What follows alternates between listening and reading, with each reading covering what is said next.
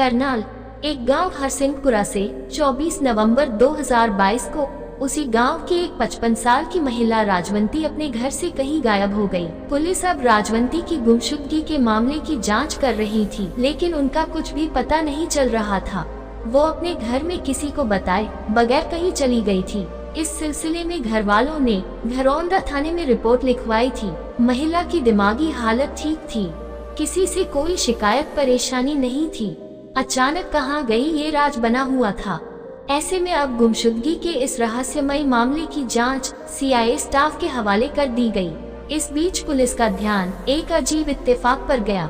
इत्तेफाक ये कि जिस रोज से राजवंती देवी गायब थी, उसी रोज उसी गांव में एक लड़की की एक दर्दनाक हादसे में मौत हो गई थी। 25 साल की इस लड़की का नाम अंतिमा था। कैसे हुई थी अंतिमा की मौत? अंतिमा अपने ही घर में करंट लगने और झुलसने की वजह से मारी गई। ये वारदात तब हुई जब लड़की के घर वाले बाहर थे। जब घर वाले लौटे तो बेटी की लाश देखकर सन रह गए। वैसे तो लाश की हालत ऐसी थी कि उन्हें अपनी बेटी को पहचानना मुश्किल हो रहा था, लेकिन कपड़े और ज्वेलरी ये गवाही दे रहे थे कि ये अंतिमा की ही लाश है। अब घर वालों ने भरे मन से अपनी बेटी की लाश का अंतिम संस्कार कर दिया। अब पुलिस ने दोनों मामलों की जांच साथ में करने का फैसला किया। पता चला कि अंतिमा की मौत को हादसा मानकर ही उस मामले में घर वालों ने अंतिम संस्कार कर दिया था। उसकी मौत की कोई जांच नहीं हुई थी।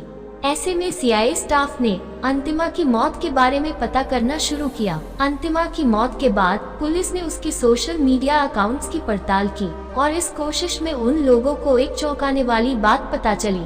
उसका सोशल मीडिया अकाउंट एक्टिव था और लोकेशन उत्तर प्रदेश के शामली में दिख रहा था। अब सीआईए स्टाफ की टीम करनाल पहुंची और उसने सीधे उस जगह पर दबिश दी जहां का लोकेशन शो हो रहा था। पुलिस को तो शक था ही, शक सही निकला। वहां अंतिमा मिल गई। वो अंतिमा जो 4 महीने पहले अपने ही घर में शॉर्ट सर्किट करंट और जलने से मारी गई थी। जाहिर है अंतिमा जिंदा थी। तो फिर सवाल है कि मरी कौन थी? जवाब है मरी थी अंतिमा के गांव में रहने वाली 55 साल की महिला राजवंती देवी। पुलिस के शिकंजे में आए अंतिमा ने बताया कि उसका शामली के एक लड़के से फेसबुक पर अफेयर था, लेकिन घर वाले इस रिश्ते के लिए राजी नहीं थे। ऐसे में वो अपनी मौत दिखाकर अपने आशिक के साथ सुकून की जिंदगी जीना चाहती थी। प्लानिंग उसने पहले से तैयार रखी थी, बस उसे मौके का इंतजार था।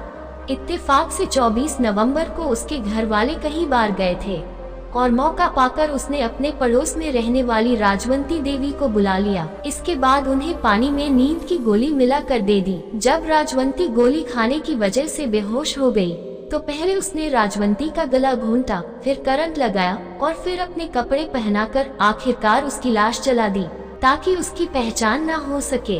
इसके बाद वो अपने प्रेमी के साथ भाग गई और उसके साथ शादी कर शामली में ही रह रही थी। लेकिन अब पुलिस ने उसे गिरफ्तार कर लिया और साथ ही राजवंती देवी की मौत का राज भी फाश हो गया।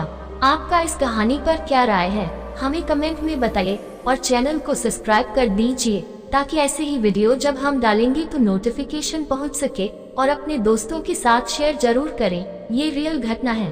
धन्यवाद।